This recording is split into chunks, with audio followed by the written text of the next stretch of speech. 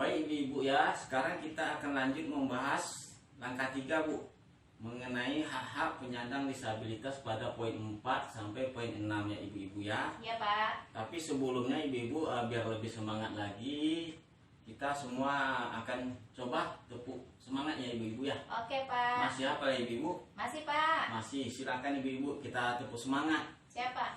Tepuk semangat. Semangat. Semangat. Oke, terima kasih ya ibu-ibu semua. Sama-sama Pak. Jadi sebelumnya ini kita telah membahas ya ibu-ibu apa itu pengertian disabilitas. Ibu-ibu sudah paham ya semua? Sudah apa Pak. itu yang disebut disabilitas, sudah paham ibu? Sudah Pak. Sudah, oke. Sekarang ibu-ibu kita coba membayangkan bagaimana dunia ini kita balik ibu. Kita balik, jadi seluruh kita ini, seluruh masyarakat umum ini menjadi penyandang disabilitas. Takut Pak. Takut ya? Takut Pak, takut nggak bisa ngapa-ngapain. Iya, serem Bu ya? Iya serem Pak. Iya. Jadi ibu-ibu ketika kondisi seperti itu, akankah kita berusaha agar hak-hak kita terpenuhi? Iya Pak, saya akan berusaha walaupun disabilitas, saya akan tetap penuhi hak saya Pak. Iya, betul, karena disabilitas itu memiliki hak yang sama dengan masyarakat pada umumnya ibu ya. Jadi ibu-ibu di sini masih ingat nggak ibu apa saja hak-hak disabilitas dalam kehidupan sehari-harinya? Masih Pak. Apa ibu? Silakan ibu. Misalnya hak untuk hidup, Iya, terus hak untuk beribadah. iya, Kalau anak yang berusia sekolah berarti berhak untuk sekolah. iya. Kalau yang udah tamat, disabilitas yang udah tamat sekolah harus berhak untuk mendapat pekerjaan Pak. Oke, terima kasih buat ibu Hasna. Hasna. Kita kasih tepuk salut dulu ibu-ibu buat ibu Hasna. Ya. Mari ibu-ibu ya, tepuk salut. Salut, salut. Salut, salut. Salut. Oke, terima kasih ya Ibu Hasna atas jawabannya bagus. Sekarang ibu-ibu semua, agar lebih paham lagi ya ibu-ibu ya, kita akan bermain sambil belajar. Jadi sekarang ada permainannya, nama permainannya hak-hak kami. Ya, apa permainannya ibu-ibu? Hak-hak kami Pak. Betul, hak-hak kami. Jadi sekarang saya akan menjelaskannya aturan mainnya. Saya akan membacakan sejumlah pernyataan ya yang harus ibu-ibu tanggapi. Jadi ibu-ibu semua di sini harus menanggapi pernyataan dari yang saya sebutkan. Jadi jika pernyataan saya itu salah, maka ibu-ibu akan bergerak menuju ke ini Bu ya. Silang ya Pak. Ya, ke gambar ini, tanda Silang. silang ya. Salah. Namun ketika pernyataan saya itu benar, maka ibu-ibu semua di sini bergerak ke tanda centang Bu ya. Ya. Tanda centang di sebelah sana. Oke. Jadi ibu-ibu sudah paham ya aturan mainnya? Iya Pak, paham. Oke ibu-ibu ya, kita sekarang coba bermain sambil belajar. Oke ibu-ibu, berdiri semua ibu-ibu ya. Ibu silakan ambil posisinya di sana. Jadi saya akan ini Bu. Saya akan menyampaikan pernyataan ibu-ibu ya. Jadi pernyataan yang pertama itu adalah anak disabilitas tidak perlu sekolah karena akan kesulitan ketika belajar di sekolah. Ya, silakan ibu-ibu jawabannya betul apa salah? Salah Pak. Salah ya. Alasannya ibu? Karena anak disabilitas itu mempunyai hak, salah satunya adalah hak bersekolah Pak. Iya betul. Anak disabilitas memiliki hak untuk bersekolah ya. Iya Pak. Nah, betul ibu-ibu ya. Terima kasih ibu. Silakan kembali pada tempatnya. Pernyataan yang kedua, penyandang disabilitas harus cukup gizinya. Nah, betul apa Betul. salah? Betul Pak. Betul. Oke ya di sini ya. Betul alasannya ibu. Karena anak yang disabilitas untuk bisa sehat, jadi harus butuh gizi yang terpenuhi. Sebagaimana modul yang telah kita pelajari yaitu tentang kesehatan dan gizi, anak yang normal maupun anak yang disabilitas tetap harus terpenuhi Pak, jadi bisa melawan berbagai penyakit. Iya, bagus jawabannya Ibu ya. Betul, karena walaupun dia disabilitas, dia perlu mendapatkan gizi yang cukup Bu ya. Iya Pak. Jadi siapapun dia baik disabilitas atau tidak, dia harus memiliki gizi yang cukup, asupan yang cukup untuk dirinya sendiri ya, agar menjaga kesehatan seperti bagaimana yang kita pelajari pada modul sebelumnya. Oke Ibu ya, kembali Ibu. Pernyataan yang ketiga ya Ibu ya, perhatikan ya. Anak tunanetra tidak akan bisa membaca, jadi tidak perlu disekolahkan. Iya. Betul apa salah? Salah Pak. Salah ya. Ibu alasannya? Karena anak tunanetra itu juga harus bersekolah, karena juga untuk membantu anak disabilitas itu kan sudah disediakan namanya itu, kalau nggak salah saya Pak, huruf braille. Iya benar Ibu ya. Jadi salah satu hak dari anak disabilitas itu adalah hak untuk bersekolah ya, sebagaimana anak-anak pada umumnya ya Ibu-ibu ya.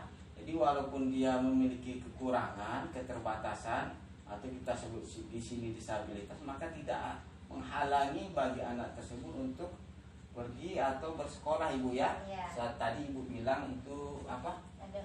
Ada Huruf braille ya. Jadi gini Bu ya, disekolahkan pada sekolah luar biasa ya.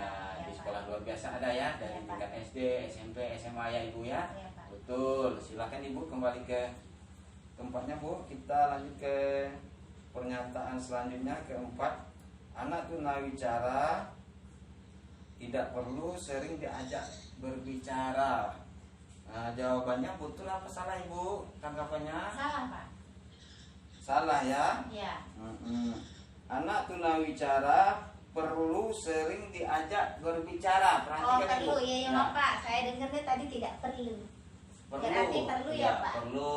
Ya, jadi jawabannya betul ya. Betul. Nah, alasannya Ibu. Karena kalau anak yang tunawicara nggak diajak ngomong, nanti dia tambah nggak bisa bicara dan tidak bisa berkomunikasi Pak. Jadi ntar dia nggak ada temennya, murung aja gitu Pak. Iya, betul Ibu ya. Jadi walaupun anak itu memiliki keterbatasan dalam berbicara, tunawicara di sini ya, maka anak itu harus kita ajak untuk berbicara juga, berkomunikasi agar tidak suntuk ya. Ya, agar ada Temennya. temannya ya. Betul, silakan Ibu kembali ke tempat semula. Selanjutnya ke pernyataan kelima. Jika sakit, penyandang disabilitas tidak perlu dibawa ke rumah sakit. Salah Karena Pak. tidak akan bisa sembuh. Salah Pak. Salah ya. Ya. Alasannya kenapa Ibu? Karena orang yang disabilitas itu juga mempunyai hak untuk berobat. Gitu Pak. Iya, Karena betul. juga mendapatkan bantuan layanan kesehatan dari pemerintah kan, kayak dapat KIS juga. Iya, betul Ibu ya. Jadi anak disabilitas perlu juga untuk berobat Ibu ya, karena ada hak-hak untuk sehat ya Ibu ya. Karena namanya yang kita sakit, kita harus berusaha untuk sehat. Salah satu usahanya adalah berobat Ibu ya. Setidaknya kita bisa mengurangi rasa sakit tersebut. Ditambah lagi ibu-ibu di sini sudah punya KIS semua ya. Sudah Pak. Nah, jadi berobatnya bisa gratis ya ibu-ibu ya. Iya. Silakan dimanfaatkan kebutuhan ibu dengan adanya kartu KIS, kartu Indonesia Sehat. Silakan Ibu. Kita lanjut ke pernyataan ke-6. Anak yang memakai kursi roda tidak perlu bermain dengan teman-temannya karena dia sulit berjalan. Salah Pak. Betul apa salah? Salah Pak. Salah. Ya, alasannya Ibu. Karena anak yang disabilitas tidak bisa berjalan itu juga mempunyai hak untuk bermain sebagaimana orang-orang yang normal, dan harusnya anak-anak yang normal itu nggak boleh ngucilin dia Pak. Iya, bagus jawabannya. Betul Bu, salah Bu ya. Karena gini Bu ya, walaupun dia disabilitas, yang di sini kan kita namanya anak Bu ya. Namanya anak itu ada, biasanya itu anak itu sukanya bermain. Jadi ketika kita mengajak anak itu bermain, anak disabilitas itu bermain, sama saja kita mengasih hak-hak kepada anak tersebut Ibu ya. Ya. Jadi tidak ada alasan walaupun dia disabilitas, walaupun dia memakai kursi roda, dia tidak ada halangan untuk dia bermain Ibu ya. Masih banyak permainan-permainan yang bisa dia lakukan sama teman-temannya. Mari Ibu ya, silakan Bu. Kita ke pernyataan yang terakhir Ibu ya, diperhatikan pernyataan yang ketujuh. Penyandang disabilitas tidak akan bisa mengikuti kegiatan-kegiatan di lingkungan rumah seperti Karang Taruna, pengajian dan lain-lain sebagainya. Jadi jawabannya apa Ibu? Salah Pak. Salah. Ya, alasannya Ibu? Karena orang yang disabilitas mempunyai hak untuk berkumpul. Iya. Sama dengan orang-orang yang normal. Jadi dia harusnya bisa ikutan kayak Karang Taruna tadi, kayak pengajian gitu Pak. Iya, betul Bu ya. Karena walaupun dia disabilitas maka tidak akan menghalangi dia atau membatasi dia untuk ikut kepada perkumpulan seperti pengajian, Karang Taruna ya Ibu-ibu ya. Ya Pak. Ya biar pemikirannya itu bisa berkembang ya, biar bisa banyak punya teman, betul Bu ya. Oke Ibu-ibu, terima kasih atas tanggapannya, jawabannya. Silakan Ibu-ibu kembali ke tempatnya. Kita bermain sambil belajar ya Ibu ya. Iya Pak. Oke Ibu ya, sekarang saya coba ini. Jadi dari permainan tadi seru nggak Ibu? Seru banget Pak. Seru Jadi banget ya. nggak bisa main tapi bisa dapat ilmu pengetahuan. Iya juga. betul. Jadi dari permainan tadi Ibu-ibu ya bisa kita ambil pesannya Ibu ya. Pesannya apa? Pesannya itu ibu-ibu jadi penyandang disabilitas itu memiliki hak yang sama dengan masyarakat pada umumnya. Jadi jika ibu-ibu bertemu dengan orang-orang penyandang disabilitas, maka ibu harus menyapanya, ya ibu-ibu ya. Iya Pak. Jangan sampai mengucilkan atau membeda-bedakannya. Oke ibu ya. Oke Pak. Lanjut pesannya yang selanjutnya. Ibu-ibu membayangkan jika kita menjadi seperti itu ibu ya. Iya Pak. Jadi kita akan merasa gimana Ibu tadi ya? Merasa serba terbatas, sedih ya Ibu ya.